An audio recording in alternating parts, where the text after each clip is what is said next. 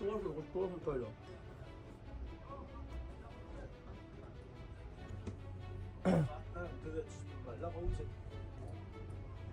Ağam.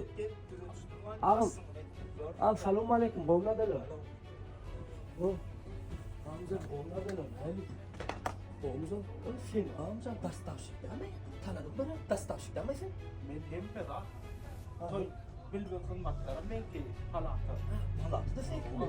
Bülbül toy kılmak ya. Nasıl Aslında bir mesela yani? noy kadar iyisi yani hem peda Hem dastavşık. Hem dastavşık. Amca.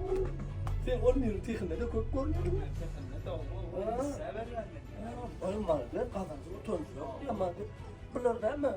Ona palatı. Ne mi?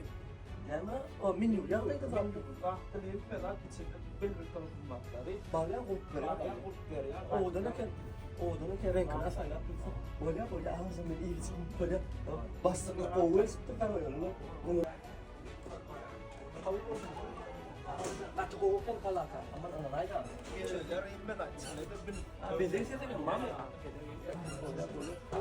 Bon. Sen kimler? Ben de bilgen ya.